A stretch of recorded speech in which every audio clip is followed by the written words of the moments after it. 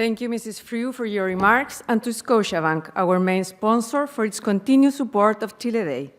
Good morning. My name is Silvia Fernández, and I am Director of Chile Day. To open today's agenda, we are pleased to begin with our first panel, Pension and Financial Markets, two fundamental pillars of Chilean ecosystem and key drivers of long-term investments. Chile's recent pension reform is reshaping the role of pension funds and redefining the interaction between savings, retirement, and the development of our capital markets.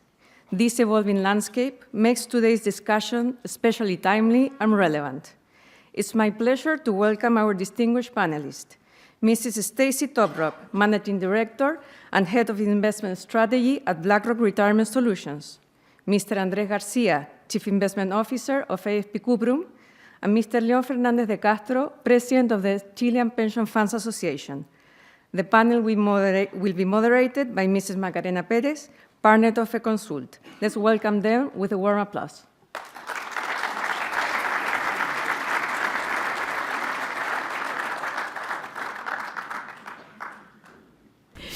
Stacey, Andrés, and León, today we will talk about one of the most important and immediate issues both Chilean and Chilean citizens face, and one that will have the greatest impact in our local capital markets, which is the pension reform.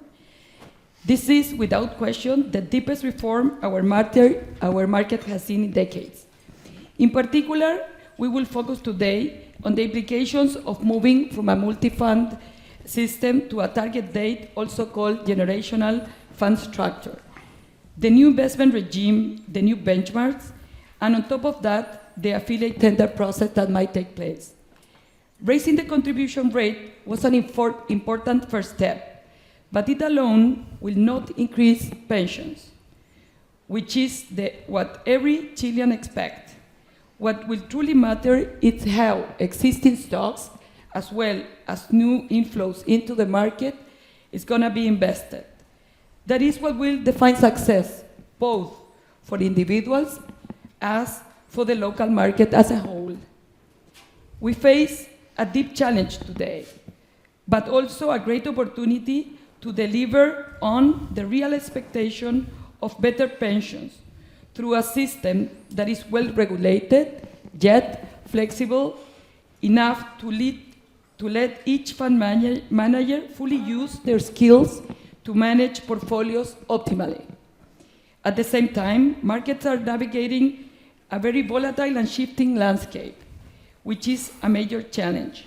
The ability and flexibility of them to adapt will be the key to protecting affiliates during these times of uncertainty. Each of you will have 8 to 10 minutes to share some key ideas, and then we will have a Q&A session. Stacey, please welcome to do your presentation. Wonderful. Hi, good morning, everybody. I'm so honored to be here today. This is my first Chile Day, and oh, perfect. Clearly, this is my first. I forgot the clicker. I'm really happy to be here today and to share some perspectives of the work that my team has done in building life cycle solutions and strategies around the world. I think that the work and the reform that has now that is being introduced is incredibly critical in delivering the right retirement outcomes for individuals.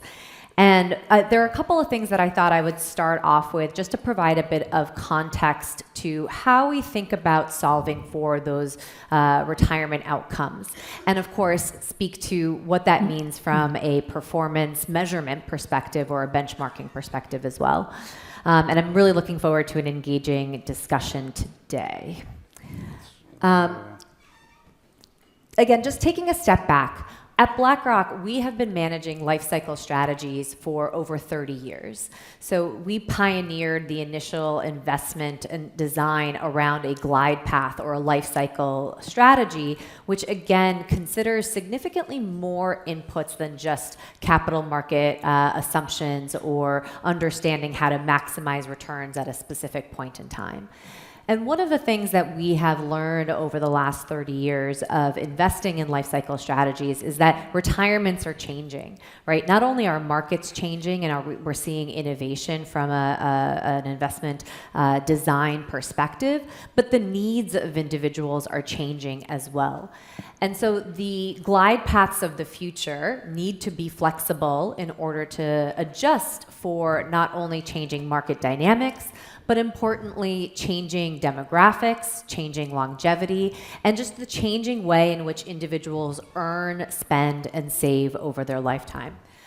On the right-hand side of this page, there's really very few options that individuals have on their own, right? They can save more, which we know can be challenging. They can work longer, which we also recognize is oftentimes not in their own control. We talk about retirement as this retirement date that we're all targeting, but in reality, it's not a birthday, right? We don't know, and none of us here on the stage know exactly when we're going to retire and when we're going to need to start tapping into those savings. And so the reality is that investment solutions need to work harder for individuals as they prepare for longer lifespans, more years spent in retirement, and critically the focus of our investment objective really needing to change from how do we accumulate wealth, right? How do we think about saving and investing, to ultimately how do we actually spend? How do we spend down in retirement? And so how we've thought about framing the problem really helps tackle all four of these key areas that you see on the slide. Again, retirement investing is really not just about beating a specific benchmark, targeting a specific investment return. It's really around the outcome that we're looking to deliver for individuals. And within our research, what we focus on is, again, the ability for individuals to maintain their standard of living. And how do we think about that? Well, it's actually around spending replacement. That is the goal. We, again, have to think about how do we manage a variety of risks, because, again, as I mentioned, retirement is not a date. It's a window during which many decisions that individuals make are heightened, risks are heightened. And so thinking about that transition from the accumulation to the decumulation phase is an incredibly important outcome that sometimes cannot be identified solely in a performance benchmark, right? How do we think about, again, measuring risk return of a specific investment? And so one of the things that we emphasize in our engagements around the world is the need to think about performance measurement across a variety of lenses that ultimately focus more on the outcome that individuals are going to be able to achieve in retirement and how it fits the four key pillars or goals that you see on the slide.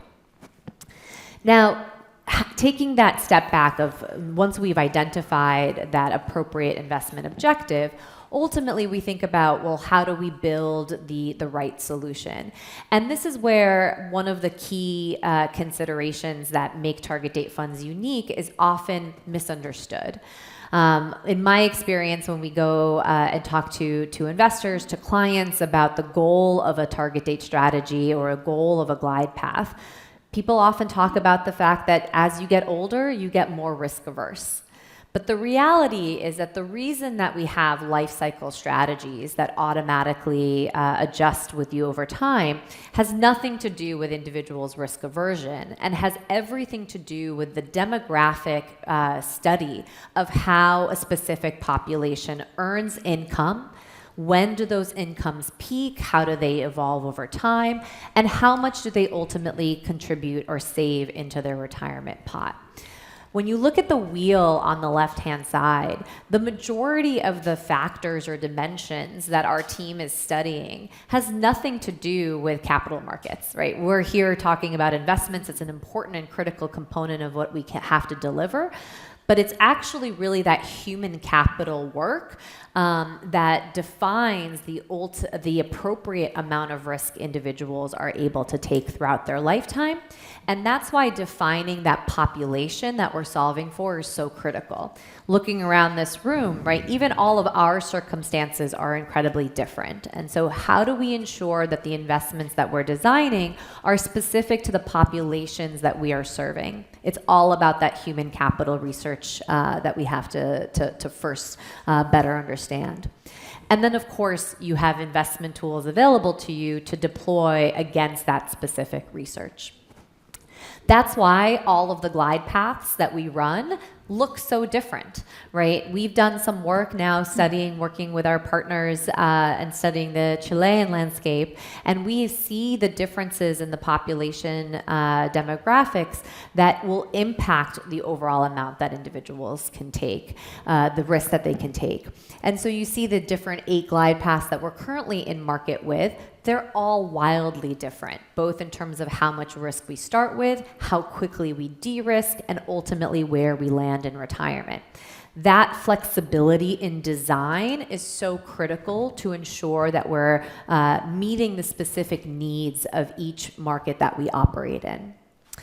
So how do I think about the measuring success of all of the different strategies that we bring to the market?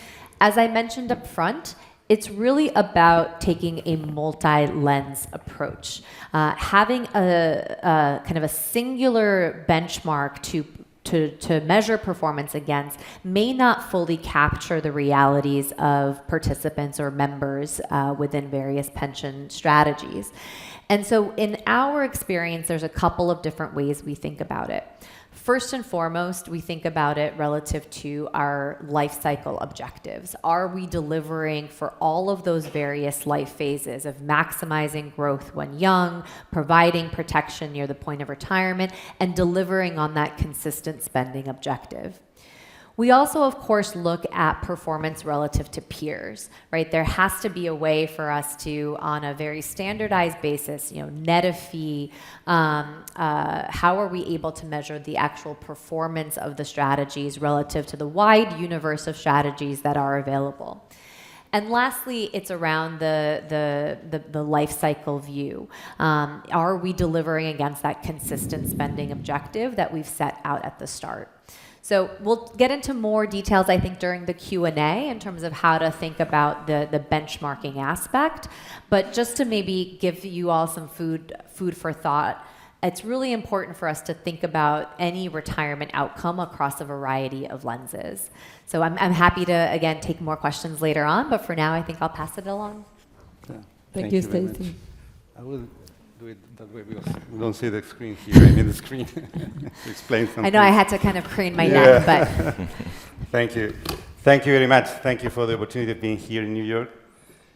Trying to explain you a little bit the challenges that we have with the reform. I will try to put in context the challenges that you said into the reality of the Chilean system, okay? First of all, the law stressens the individual accounts, that's true. Include also a social insurance where defined benefits will be introduced into the contributory pillar, financed with a loan coming from the workers. But also, the investment regimes is going to change. We're going to change from multi-funds based on risk into target date funds. So this is a huge challenge. But there's some other important changes in the reform. New institutions, public institutions that are going to have a core role inside the system. We will have also a different way to compete. There's a new tender for 10% of the affiliates every 2 years. So this is a change the dynamics of the competitions. And then the universal pension is completely, is defined and consolidated as a floor to cover poverty in old age. This is very important.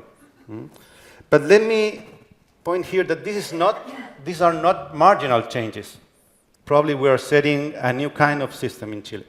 And this is the thing that we need to have in mind in this room. Okay? The challenge is enormous, it's big, but Chile is not the first time for Chile in this kind of challenges with the pension reform. So I'm very optimistic, but we need to be very careful. The thing here is about pensions. So every change and every risk in these transitions could have an important impact in pensions, and we do not want that. So this is the first challenge that we have. As an association, we have a clear mandate.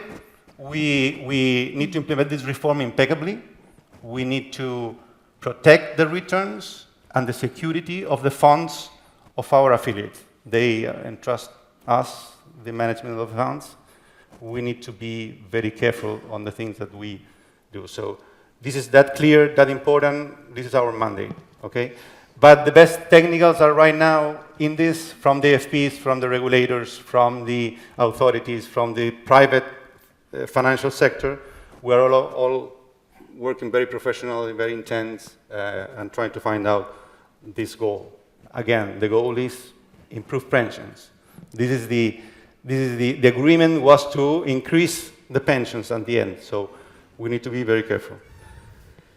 I'm not going to argue about the politics in the reform. The discussion is closed. The law is enacted. So what we're trying to do is try to put a focus in the financial market and how certain things that we need to be very careful and have it in the radar of all of this room probably because of the effects that it will have.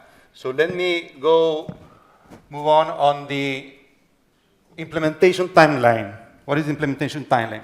We have here 2026 is the year of setting the rules. Okay, authorities, the regulator is defining the investment regimes for the public funds, but also for the pension funds. Okay, and then 2027 through March 30 is the transition, where the managers will change the strategy from multi-funds into the generational funds, into 30-day funds. 3 years, but in the middle, this is, well, machinery start to move here in 2027, but in the middle, we have some other things. The affiliated stock tender and the reward and penalties, okay? So this is the main thing here. This overlap is probably the main risk that we have in the pension, in the transition, okay? And let me try to explain you what are the situation right now of the managers, of the affiliates. What is the picture, the starting point, okay? We divide this, we divide this in two groups. The X, we call them X for the pension fund managers, the pension funds that are mainly coming from the new affiliation tender since 2008. So these are the gray one. And the blue ones are the other ones, the ones that are more based on old people, okay? So if you see here, you will see, I don't have a point here, but you will see that the X are more skewed on younger people, and the other one is more skewed on old people. The problem that we have here is that the people in the Y ones are close to pension. So any impact to them, we have 2 million people with less than 10 years to get pension. So any shock in the short term will mean a problem with the pension, okay? And this is the challenge that we have right now.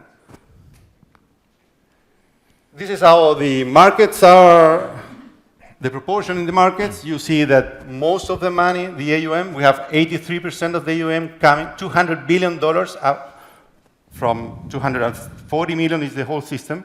200 millions coming from the Y, and only 40 millions coming from the X ones.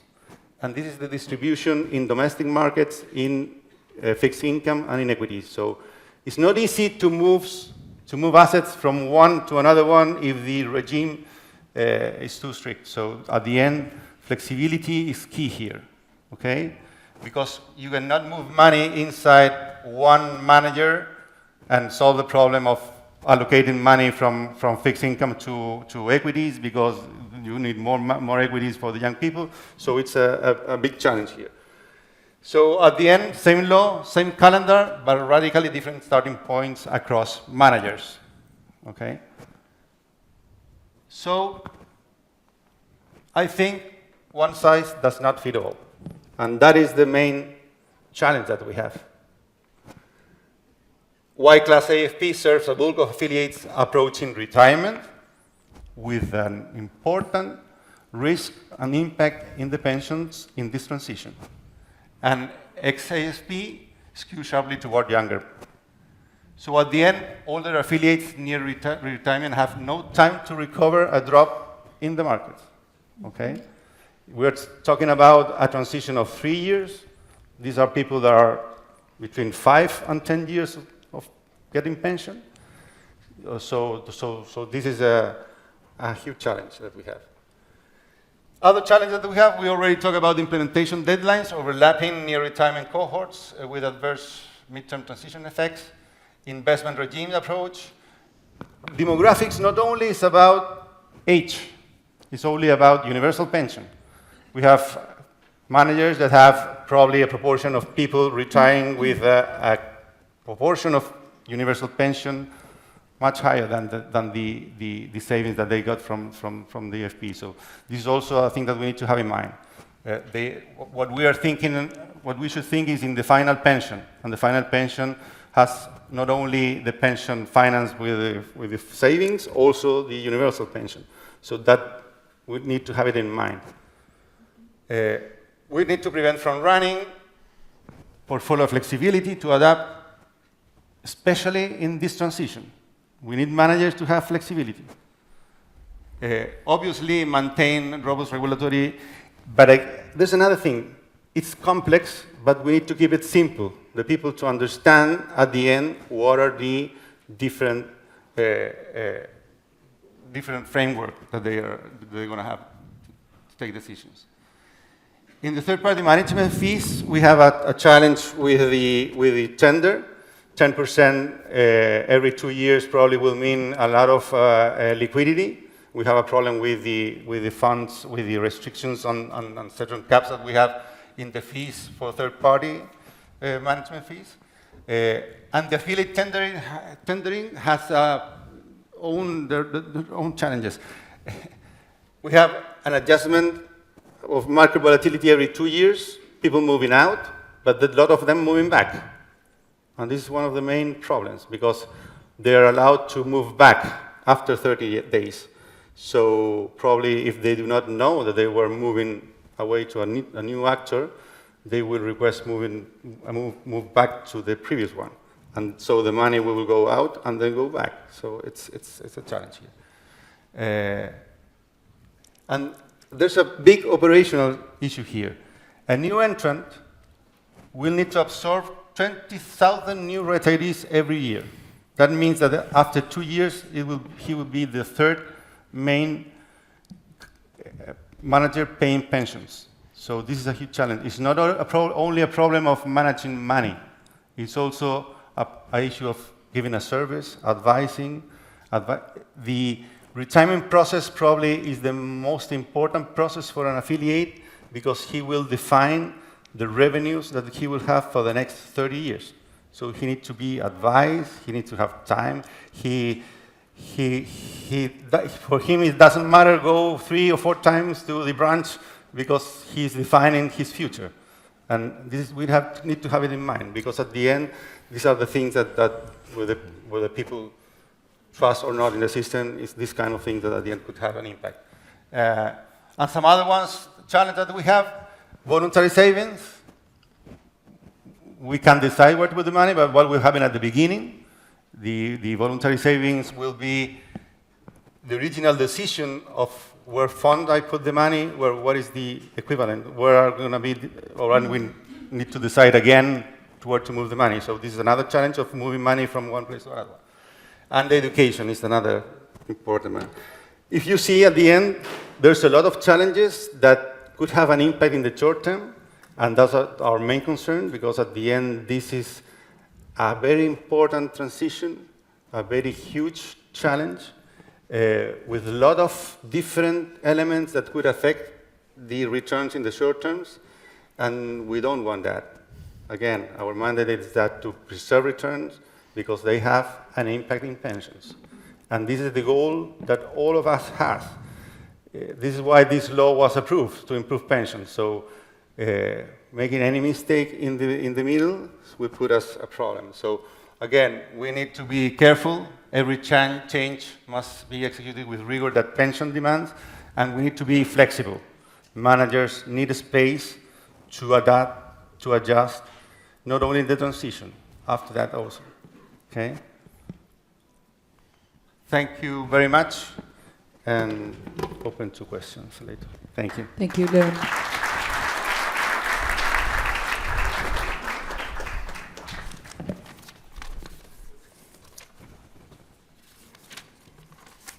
Good morning, everyone. First, thank you to the organizers for inviting me to this panel. I really appreciate the opportunity to talk and share opinions about such an important topic.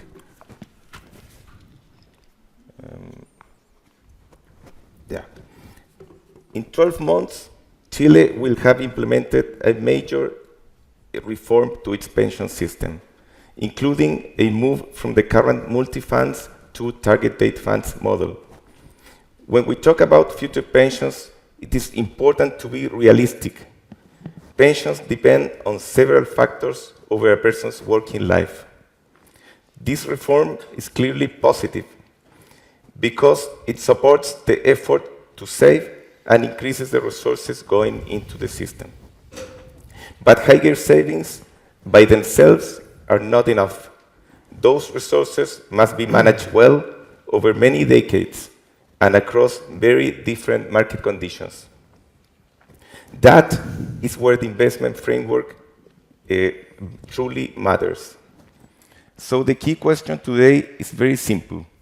A year ahead of this change, where will the performance of these funds really be decided? And in the end, where will the future pensions of Chileans be decided? In our view, there is no doubt. The answer is in the investment regime. It does not change how much people save, but it determines how much value those savings create over time. If we get the design and the execution right, this reform delivers real benefits to affiliates. And that is how more savings become better pensions. So, what do we mean by the investment regime for target date funds? In simple terms, it is the set of rules that defines how affiliate savings are invested over time. This framework has 5 key building blocks. First, the investable universe.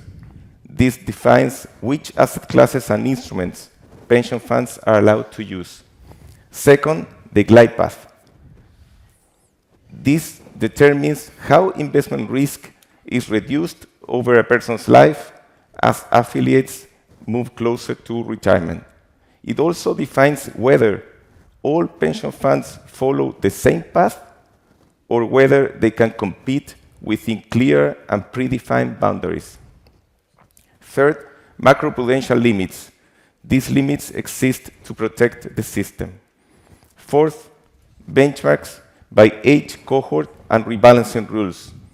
These benchmarks define how performance is measured at each stage of life and how portfolios are adjusted over time to stay aligned with retirement objectives.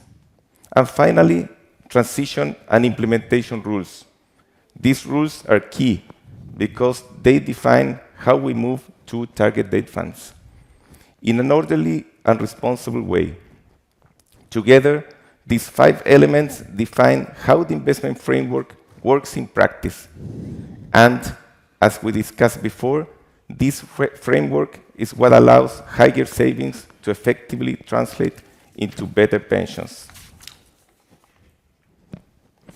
Now, let's focus on one key design choice in the investment framework, the benchmark. For target date funds, the question is very clear. Do we have one universal benchmark defined by the regulator or benchmarks designed by each AFP. This choice matters because benchmarks strongly influence long-term returns. At the asset owner level, the benchmark drives the largest share of long-term returns of pension funds. It reflects demographic profiles, long-term market assumptions, and how risk is managed over the life cycle. At the asset management level, the role of the AFP is similar in both approaches. Manager selection, oversight, and tactical positioning remain with the AFPs. And in both cases, the regulator plays a key role, setting the rules, enforcing discipline, and protecting the system. The real difference is who makes the long-term investment decisions. In most of the best pension systems in the world, these decisions are not made by the regulator.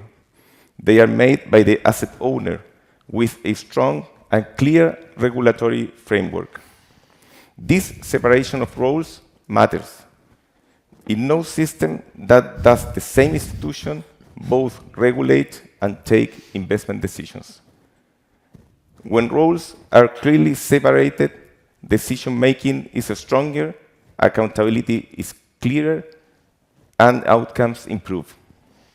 So the key question is simple. Why would Chile choose a different model and weaken what international experience shows works best for affiliates? Let's look briefly at path a single benchmark for all AFPs. One immediate effect is convergence, so differentiation becomes very limited. Second, front-running risk. With a single benchmark, the asset allocation of the entire system becomes known in advance. Markets know where AFPs will need to move. In a market like Chile's, with very limited liquidity, this predictability can have a very large impact on asset prices, and that directly affects affiliates' pensions.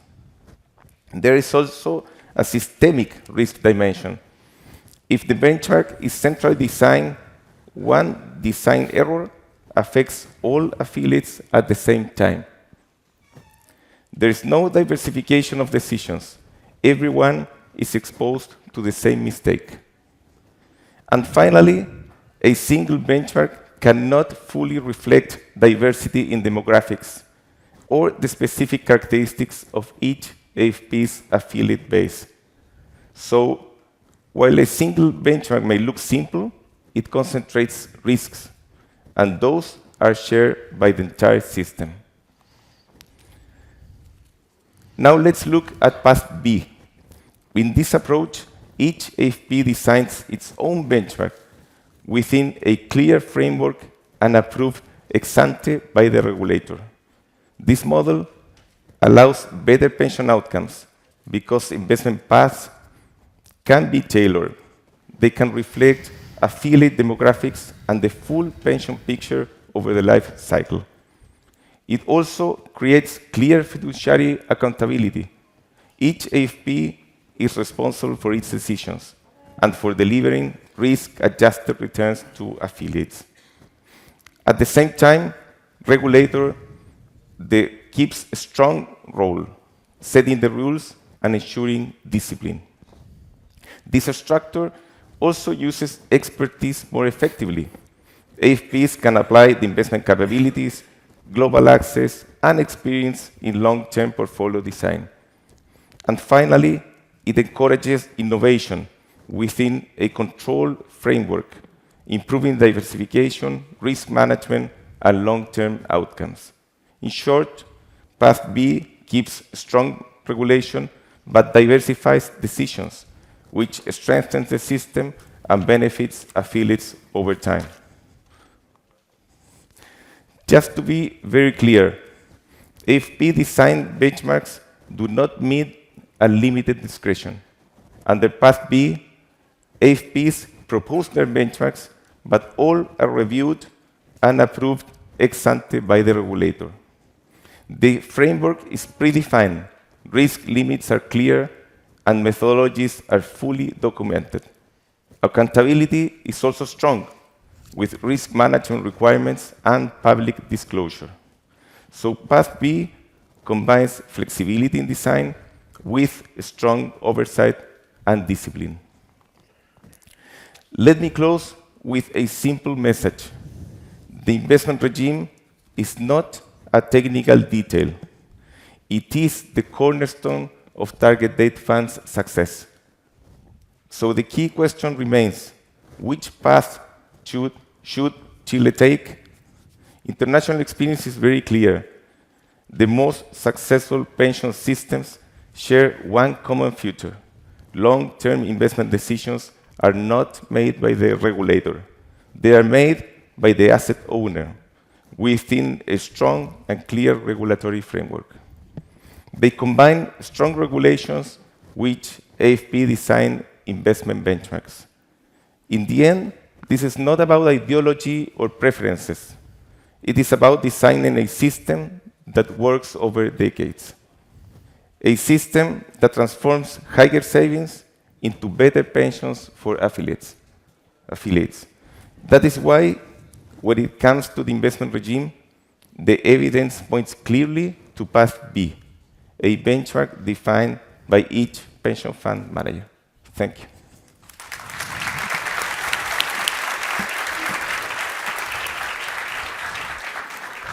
Thank you, Andrés. I will start with flexibility, since three of you highlighted flexibility as a key factor for success during this process. Considering different demographics, as Stacey highlighted, in systems where pension managers have different population as the one we do have, what are the advantages of allowing each manager to define its own benchmark within a regulated framework? And how can regulators still ensure both comparability and accountability for them? Yeah, it's an excellent question. And I think, again, for the Chilean market, where the populations underpinning each of the AFPs are so unique, it is important that there is flexibility in investment design. I think that that's something that you heard from all of us here today, that design flexibility ensures proper alignment of the investment strategy with the population that each AFP is serving. Now, that is one of the key benefits, right? That alignment point. It's so important for us to better understand those populations, design the investments, consider how to communicate those investments in the most effective way. And so first and foremost, kind of that main principle of alignment is met. The second is innovation, right? And we talked about this as well on the panel. One of the things that we recognize is that retirement investing is a multi-decade investment journey. And so static benchmarks don't allow for the innovation across the various managers or asset owners to be able to provide their expertise in specific portfolio construction, introduction of asset classes.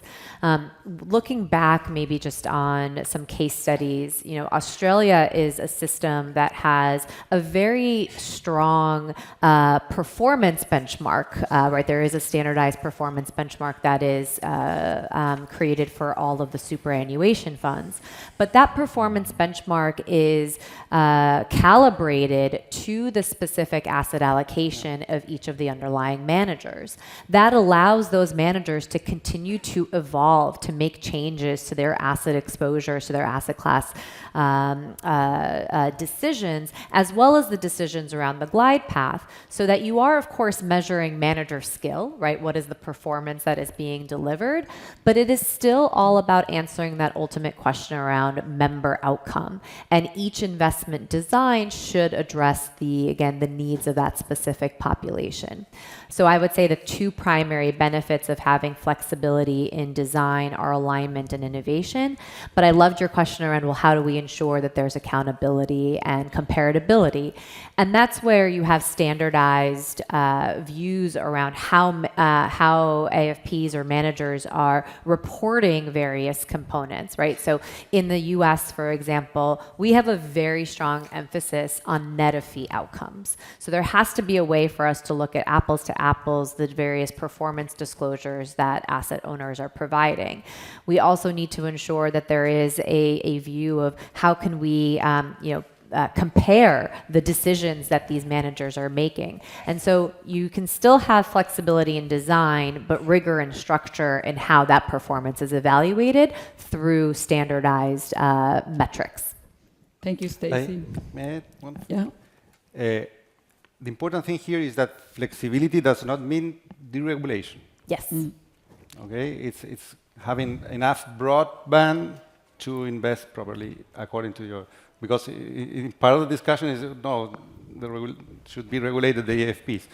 Flexibility is a kind of regulation where you have a band where you can move on. So absolutely. This is the important thing. León, you mentioned other scope of flexibility and in other part of the process, which is in the transition process from multi-fund to generational funds.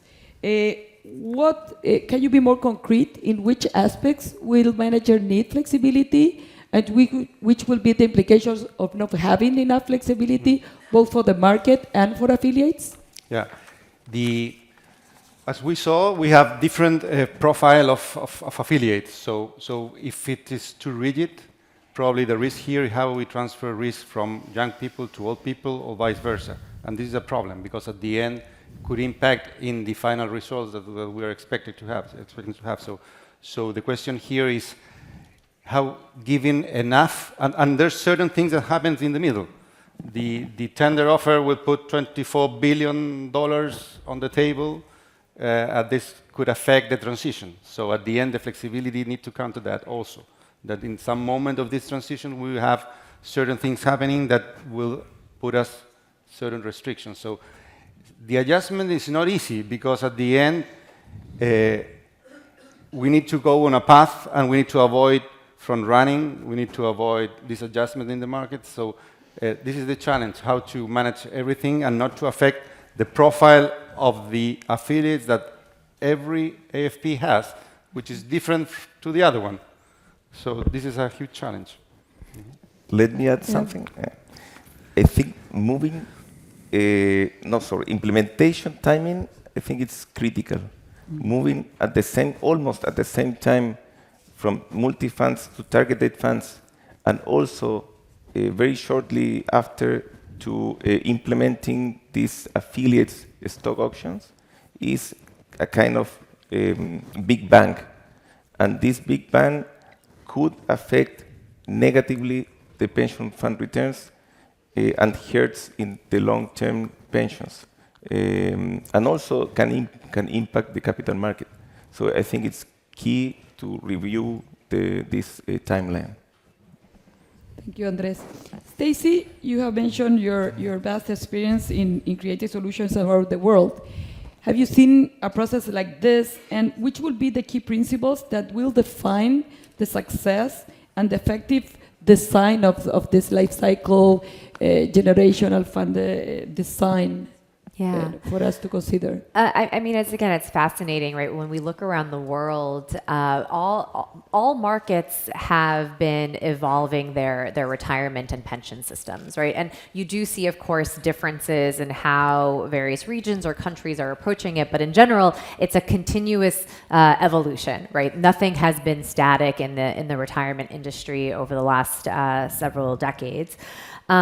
So when I think about the principles that have benefited members the most, the first principle, again, goes back to the investment objective. The objective for saving and investing for retirement is not just maximizing returns. It's not point in time, review of your account balance.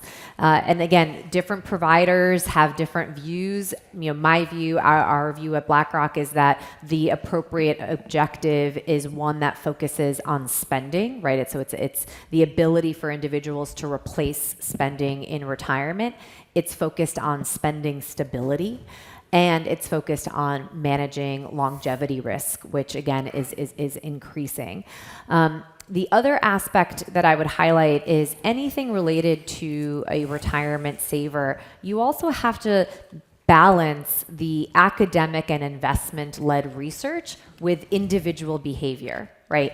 People make poor decisions when, particularly in times of market volatility. And so how we think about the communication aspect, the engagement aspect, and really simplifying the journey for individuals is critical. But importantly, providing them that security and that the decisions that they're making today will allow them to have a better future in retirement. And then the last one, and again, I think this is a bit, I recognize I've already mentioned this, but it is this focus on innovation, right? What you all are doing today, right, in Chile, it's not just moving into a new kind of target date fund system, it's creating a new investment architecture, a new investment structure. And that, again, has to have the ability to evolve through time. And so the systems that have been most successful in our experience are those that prioritize evolution and innovation. Target date funds are set it and forget it for individuals, but they certainly should not be for the asset owners who are responsible for delivering on those investment objectives. Thank you. León, you both with Andrés have mentioned about the timeline. The timeline is going on, and there are certain risks on that. There are some key moments that will take place during this year and the followings. And how could the industry and the authorities be prepared for what's going on right now and the coming events and dates in the timeline? Yeah.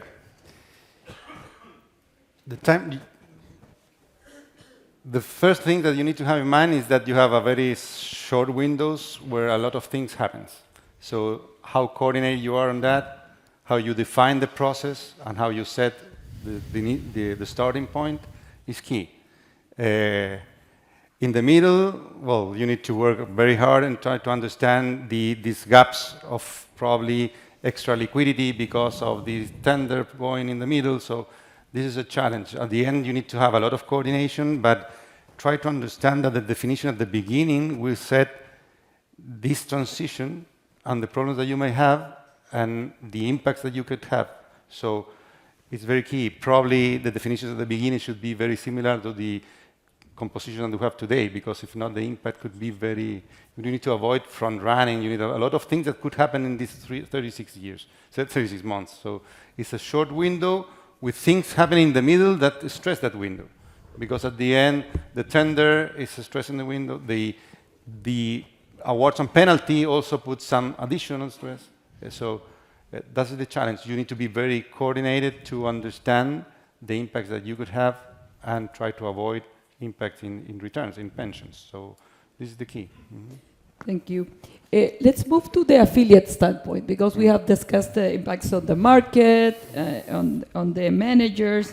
But Andrés, regarding the new features of the reform, what aspects of the investment regime and in the process would prevent and should be addressed in order to prevent forced asset allocations and other parts of the process from diluting the real value creation for the affiliate?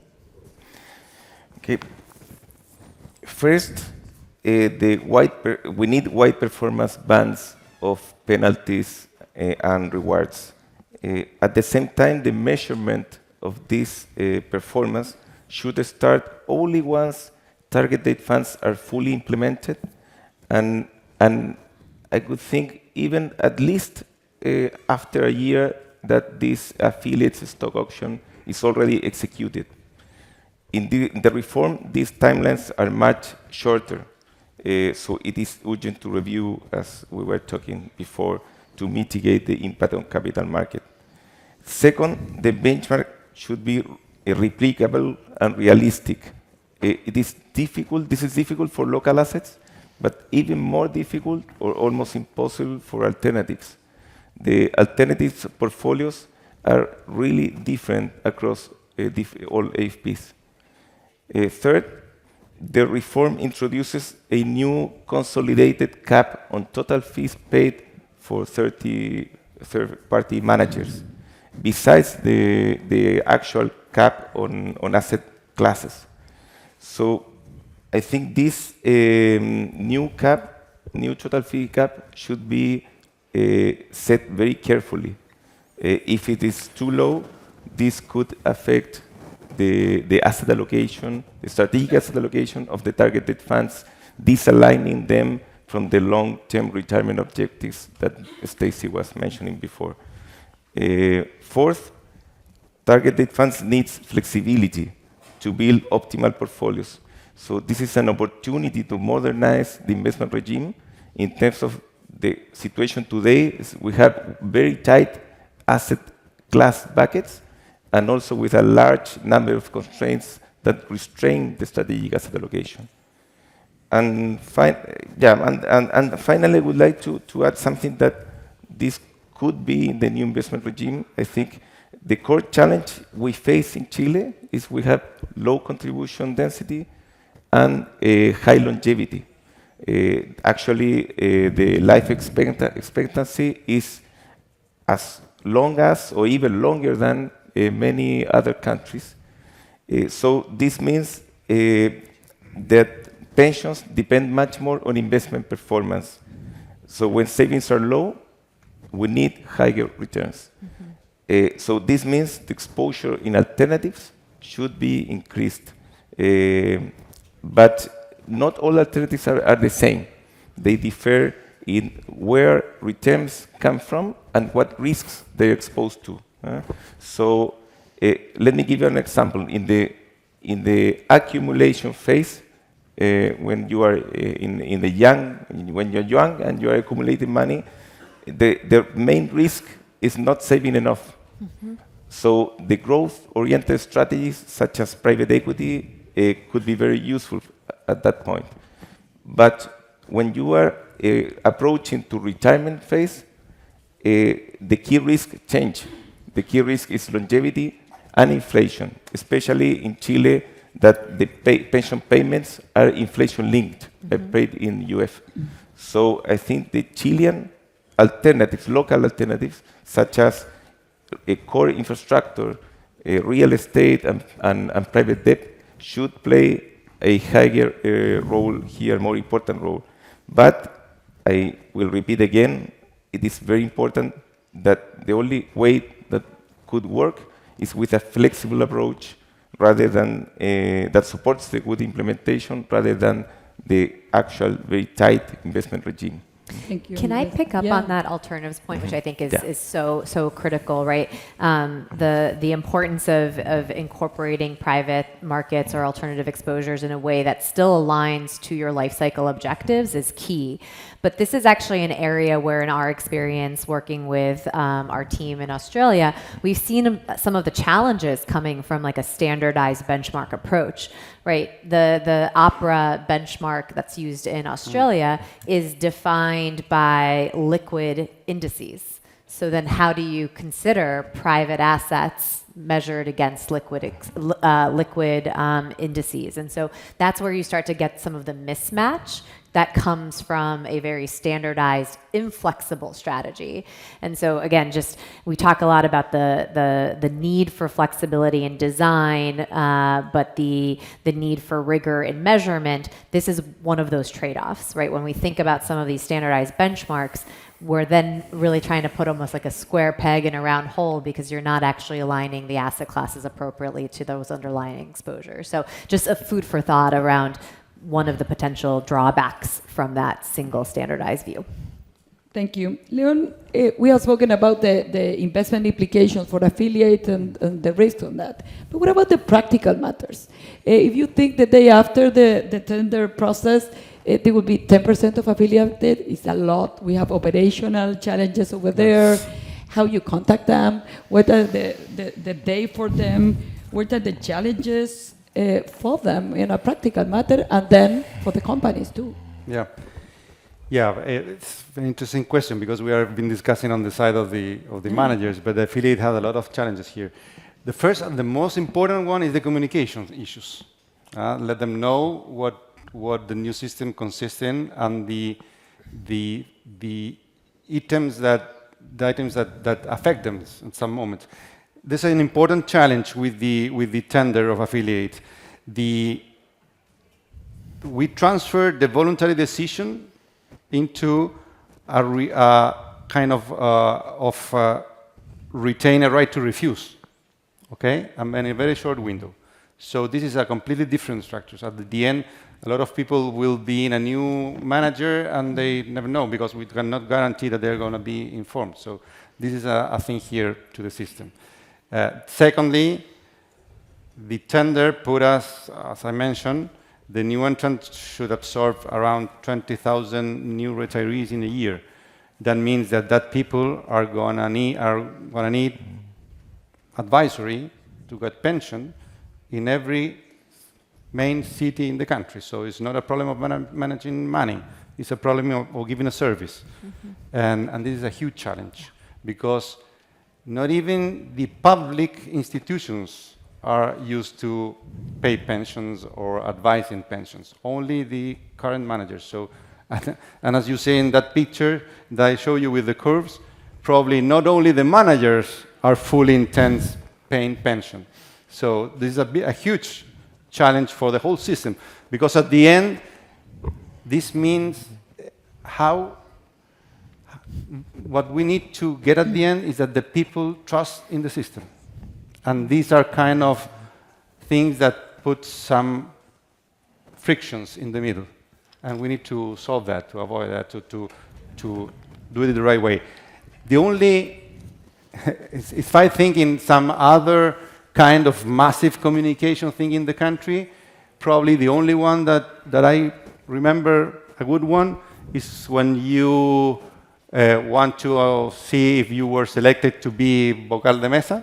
Yeah. Everyone, 13 million people go into a web page to see if you're being selected or not. It's when you're obliged to go in the elections in the table to count the votes. So nobody wants to do it. In this case, you are obliged to. So, on a Sunday day. Yeah. Oh. This is the only situation I know where 100% of the people get informed. In general, when you have a communication through emails, 15 up to 20% of the people open an email, and if they need to give or to reject, it's another problem because no one answered an email. Yeah. So these are the challenges. It's not easy. It's already stated in the law, so we need to do it. But this is a huge challenge. So thank you. As we have discussed, Chile is at a defining moment. The decisions we make now and in the coming months will shape the retirement of millions of people for decades to come. This is a huge responsibility, but also a privilege. If we get this right, with strong and smart regulation, good investment capabilities for managers, which we surely have, and real focus on the affiliate, Chile is well positioned to build one of the best pension systems in the world. So I leave you with this challenge and maybe thoughts, and thank you for being in this panel and having this rich conversation. Thank you. Thank you very much. Thank you very much. Mm.